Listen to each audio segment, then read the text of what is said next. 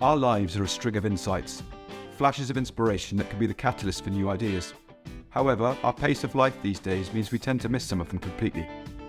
I'm Dave Hill, and I'm the host of the Simple Reflections podcast, a fortnightly series of interviews with people from all walks of life. Our conversations are an invitation to reflect on some of the simple insights my guests have had that have gone on to have a profound impact on their lives. So grab a cuppa and a biscuit, join us, slow down for a little while and see what shows up for you. Well, welcome to the next episode of the Simple Reflections podcast. Today I'm joined by Cathy Casey, who is a wonderful human being I met 5 years ago at a Three Principles conference in London, 3P UK, the first time I spoke. And she sidled up to me after my talk and said, I really like what you had to say about the work you're doing with veterans. My dad was a veteran, and one day I might like to help. So 5 years down the line, I plucked up the courage to ask, and here we are.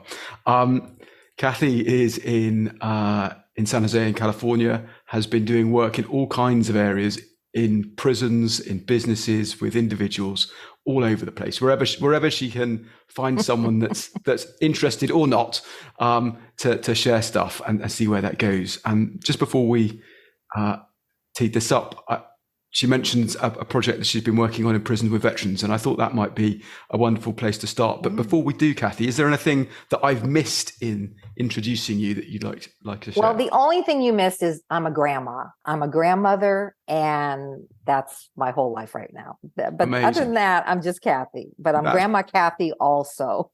Perfect. Well, I will remember that, Grandma Cathy. Thank you very much indeed. You mentioned before I started recording that project you've been working on in with veterans in prisons, and I wondered if you could explain a bit more about that and how that came about. Yeah. Well, I'm not doing it right now, but at the time I was working in the jail system here in Santa Clara County, and the court systems are set up in different ways, and they decided, because of the whole drug abuse issues and people getting arrested for drug abuse, they set up what they called a drug court. So that means anybody who's been charged with a drug offense would go through this particular court with this particular judge. And they found it to be very successful because he knew the resources and getting them referred to treatment programs, et cetera, et cetera. So out of the blue, the commander of the jail in which we were doing other programs in, he is a veteran, and he decided, hey, wait a minute, I want a vet court, because he was seeing a lot of veterans coming in and out of the system, the revolving door, for drug charges and DUIs and domestic violence and et cetera, et cetera. So he proposed this to the judicial system here locally, and they decided, yes, we will have a special vet court. So as a result of that, they set up a special area in the jail system to house veterans who had been, gone through that court system, because they have to do time. Many of them end up doing time, and then they get released. And then, of course, they reoffend, they come back in again. So one day I get a call, would I be interested in doing a class for this special vet group? Yep. And I jumped at the chance because, as I said to you earlier, we had been trying to get this into the Veterans Hospital here in the Bay Area. There are local veterans groups, and nobody was interested. Nobody was interested in, even when we volunteered, we do it free. It was just really hard to penetrate because it was kind of a closed system. And I understood that. But anyway, to make a long story short, so now we're teaching this group of vets. So I have to tell you about the first class, because please do. When we showed up for the first class, they were sitting there totally not interested, folding their arms, rolling their eyes. And they even told us later they hated being in a special section, like they were cordoned off. I mean, they were not happy campers. And of course, I could see that as soon as we walked in, like, oh, what are these ladies going to do? It was me and my colleague, Linda Ramus. And so she and I looked at each other, okay, this is going to be fun. And they warned us ahead of time. These guys they have an attitude, and they're not going to be easy. And we're just giving you the heads up. Linda and I looked at each other like, oh, this is going to be fun then. we thought, oh, great. We like that they're in that, space that they're in, and we like that they're not really happy about being there. So when we came in, we introduced ourselves and we said, listen, before we get into what our program's about, we'd like to what are you guys into? Do you guys like to do stuff when you're not locked up? What is your favorite thing to do? Mm-hmm. And a few guys, they actually raised their hand, and one guy goes, I love to barbecue. And I said, really? So tell me, how do you barbecue? How do you do your setup? So he starts getting into it. And another guy raises it, well, this is how I barbecue. And pretty soon we're all talking about barbecuing, and they would talk about their different recipes. And I'm like, wait a minute, I want to write that down now. What is that ingredient? I mean, we're getting into barbecue. And all of a sudden towards the end, so we're in there for 50 minutes. And the guy says, is this a cooking class? Are you guys in for a cooking class? And we said, well, actually, no, we're not here for a cooking class. But man, I've learned so much about barbecue. I said, no, we're here to teach you how your mind works. But we just wanted to get to know you and just get, kind of hang out. And the guys are like, okay. And I said, now, what if we had started at the beginning of the class and we would say, well, we're going to do a class today about how your mind works. Now, how would that go, do you think? And they said, oh, yeah, that wouldn't have gone very well. And I said, yeah. So we just wanted to hang out and get to know, well, what is it that you love to do and what are you up to and all of that. So I said, well, would you be interested for our next class to just hear us out about how our mind works? And they're like, yeah, well, sure. So that's how we started. Perfect. With this program. Wonderful. And the thing that came out of this, a few comments were, if we knew this going into war, mm-hmm. this would have made a huge difference. If we knew this when we came out, this would have helped us. So why isn't this being told to us? I said, well, I've been frustrated. This is the only place that I was allowed to even speak to you guys, because you're a tough group. And that's when I said, if I were teaching this out on the street, of course, not calling it barbecue class, would you go to my group? And they all go, well, actually, probably not. I said, so do you see my dilemma here? So now it's up to you guys. See, you're the ones who have the credibility. Yeah. But there's one guy that I will never forget. He was quiet during the whole class. He never really participated, and they were all into it. Mm-hmm. And finally, he raised his hand. He said, I need to tell something because I've been so afraid to tell this, but I feel like I want to tell it now. I said, okay. He said, there are times when I don't know where I am. There are times when I don't even know my name. And I get really scared when that happens. And so I immediately realized, oh, he must have some kind of brain damage, obviously. And I said, were you in combat? Were you around explosives? He said, oh, yeah. And I said, and then the guys just jumped in. Hey, man, this is what's going on. And we can tell you where to get help.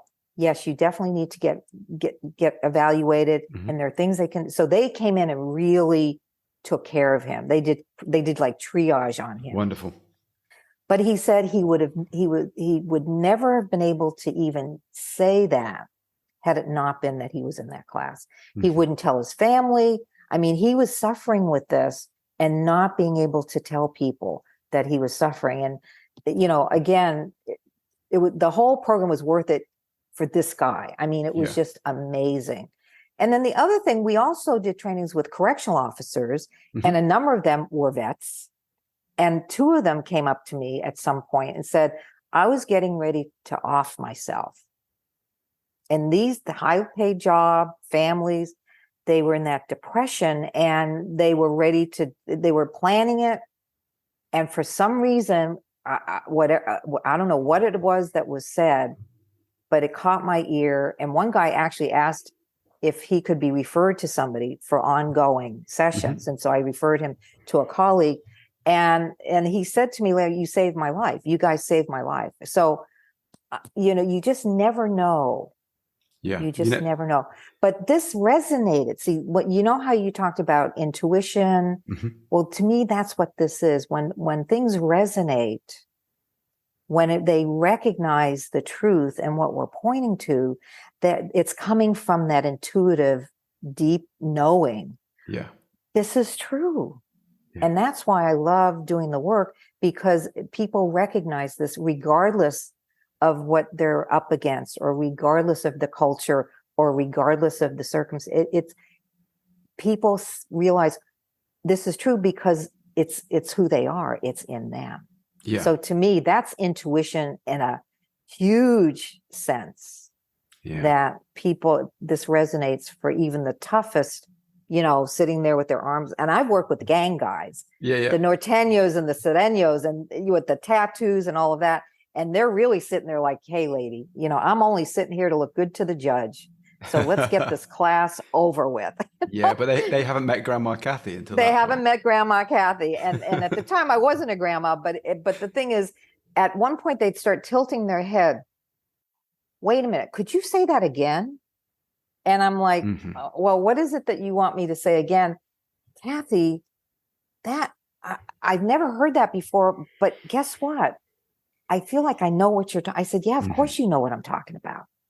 See, and again, it's that intuitive, deeper part of ourselves that we all know this. We all know who we really are.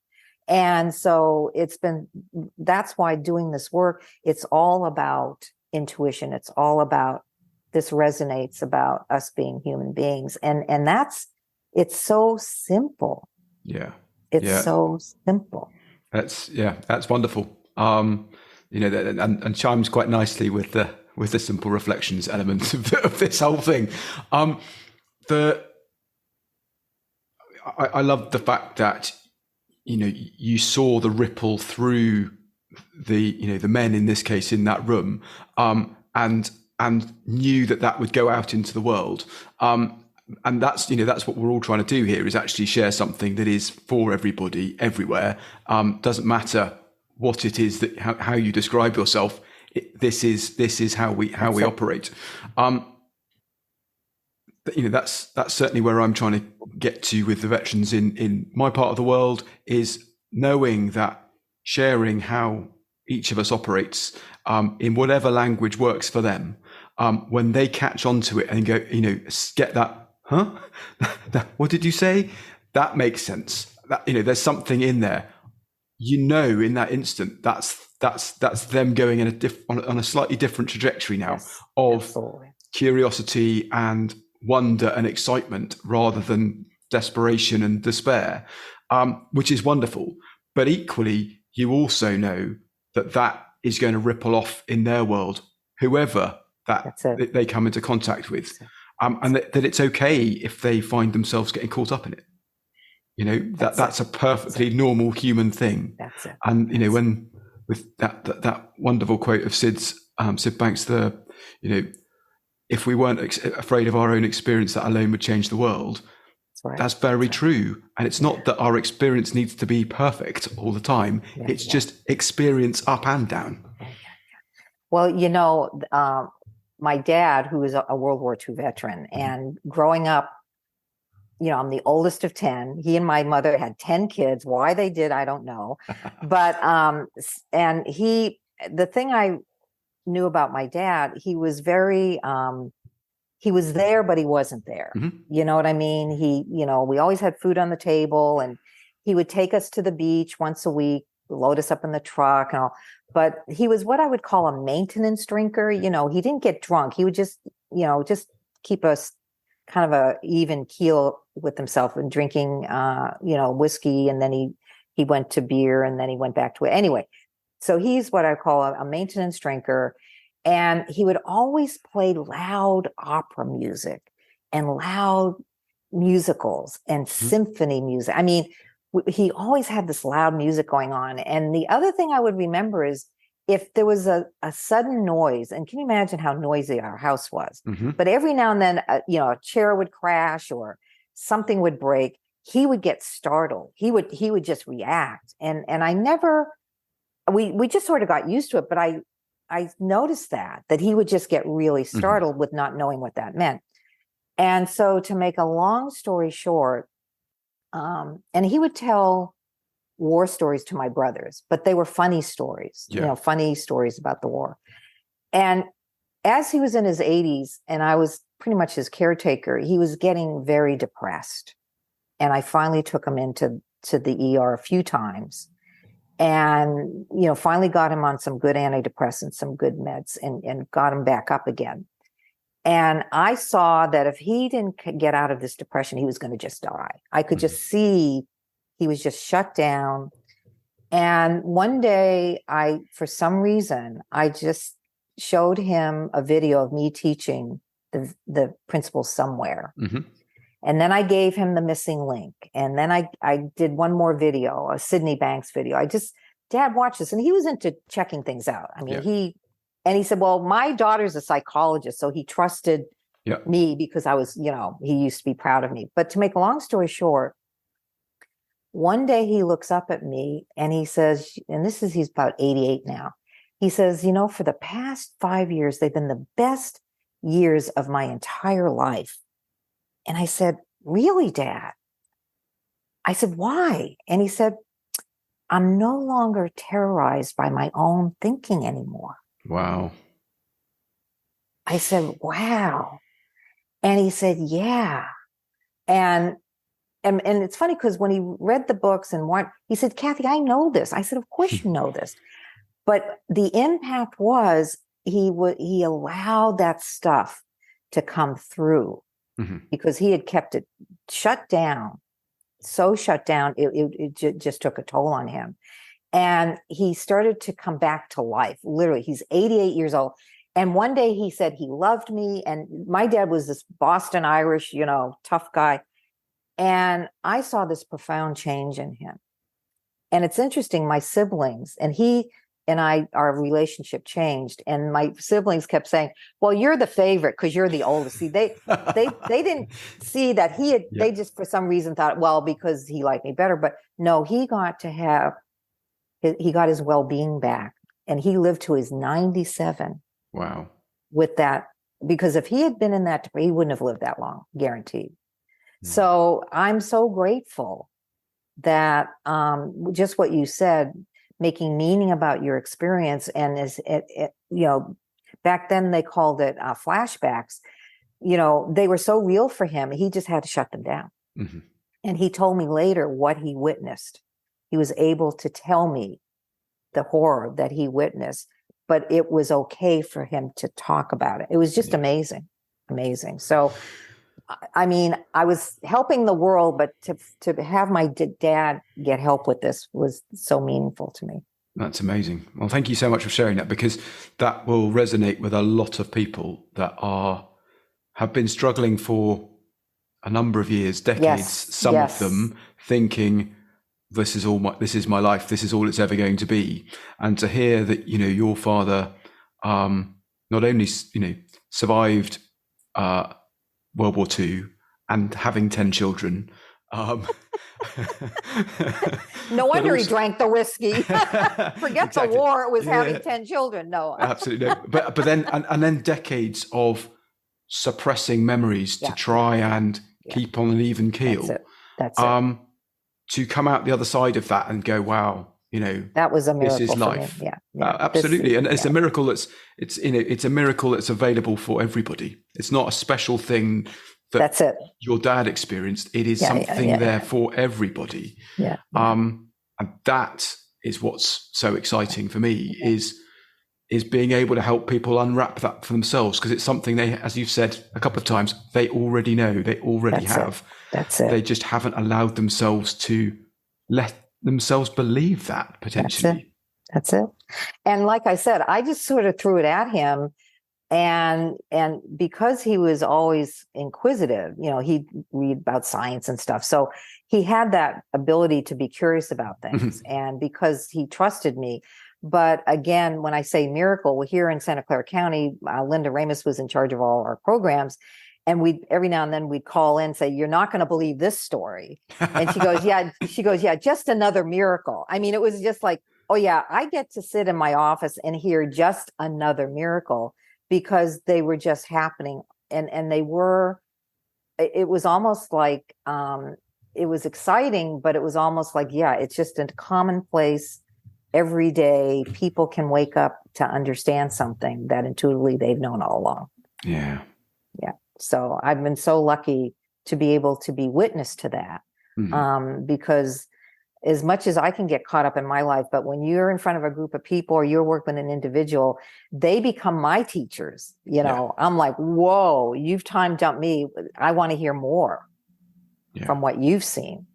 And it just makes life much richer. Yeah, absolutely. Definitely. No, I couldn't agree more. I know that I'm going to learn in every conversation, whoever it's with, whether it's, my friend's 3-year-old. Well, that's what having grandkids, I got to see the nature of thought all over again. I have little Lily. She was only 2 at the time, I think, or almost 3. So we're going for a walk. So we leave the house and she's putting her hands in front of her mouth as we're walking out the door. And I'm looking at her. I said, Lily, why do you have your hands on your mouth? And she looks at me, she goes, so the flies won't go into my mouth.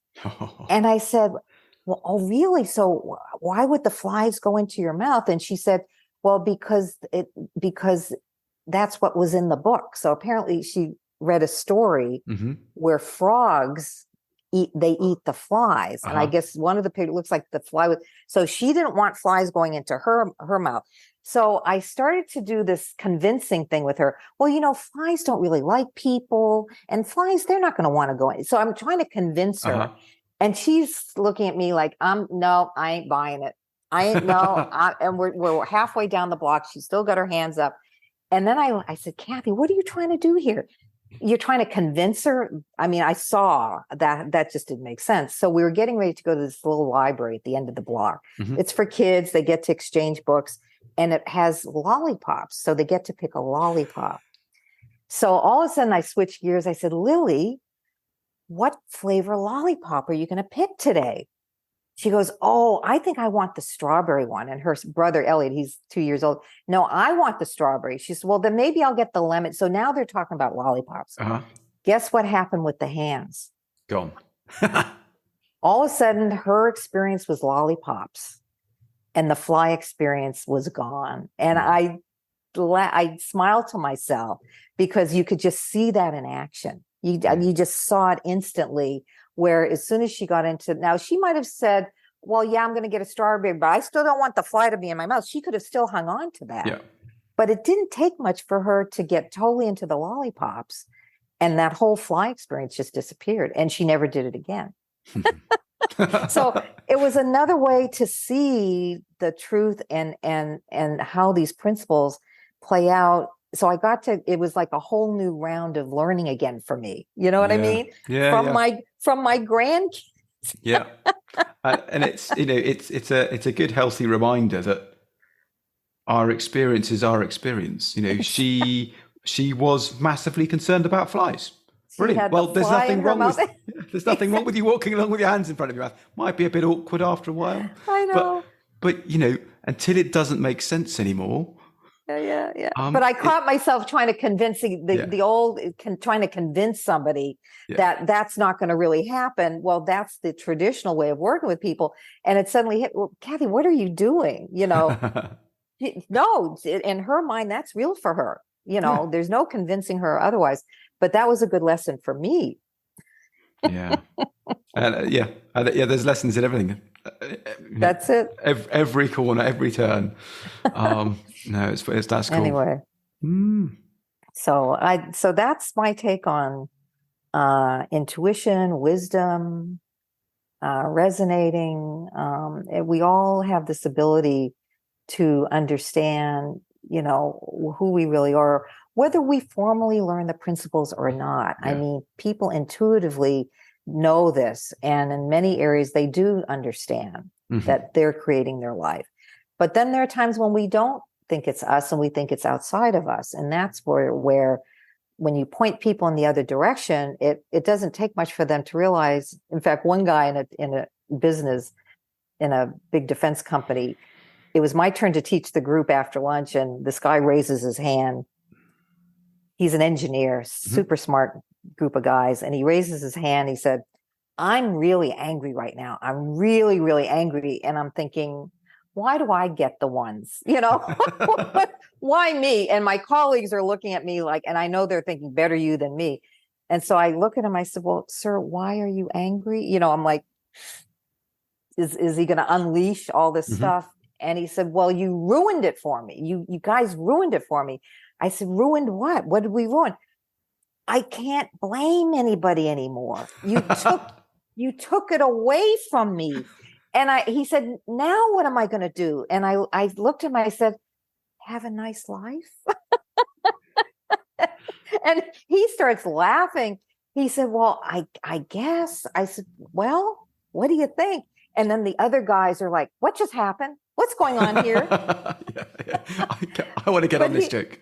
But he was so upset because I said, well, you're still going to blame it. You're going to still blame every now and then. But see, the difference is you'll know what you're up to. Yeah.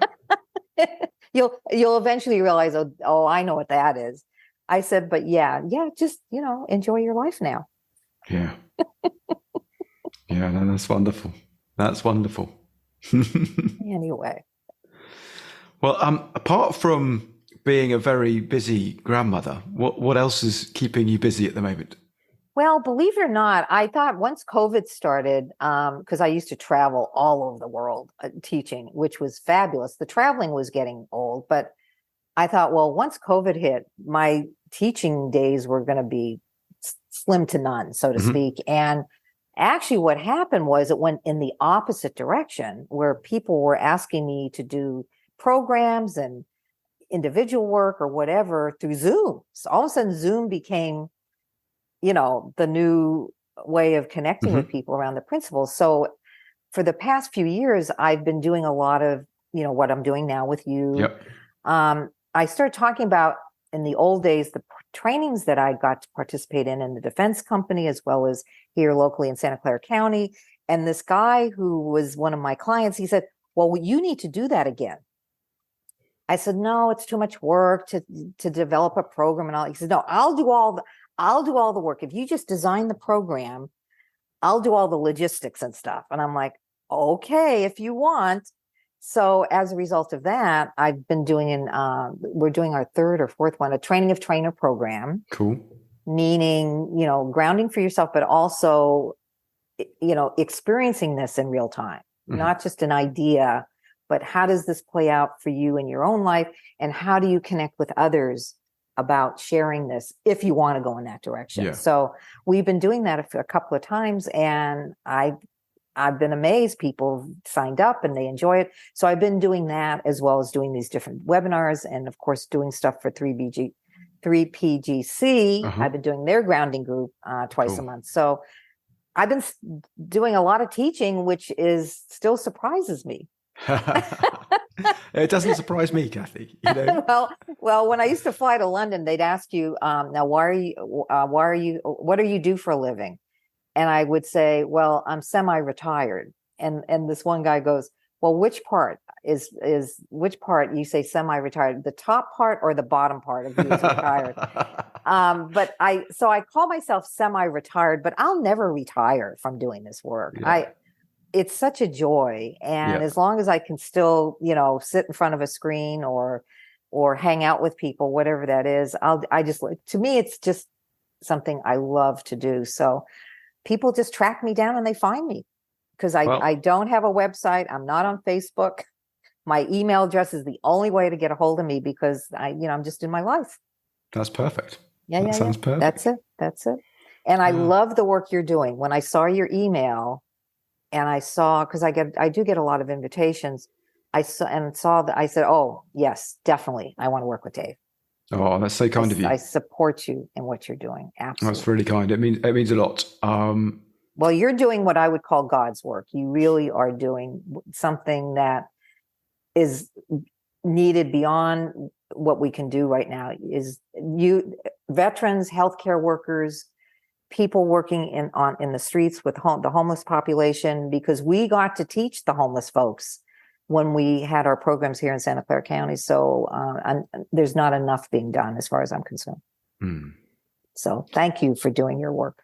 Well, thank you for that, and thank you for all you've been doing, because it's created energy and momentum that's allowed people like me to learn in the first place, to be able to take it on again. So it's all great. Well, thank you so much for agreeing to be on. It's been wonderful chatting to you. Have fun with Lily and the others, and I'm sure they're going to have an absolutely fantastic time choosing lollipops and avoiding flies.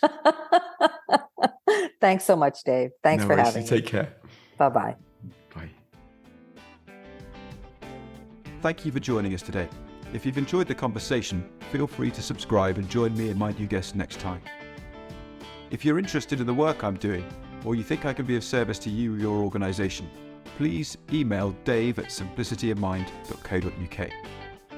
Remember, see if you can find time to slow down and reflect. Those simple ideas might be worth listening to. Take care, and I hope you can join me in a couple of weeks.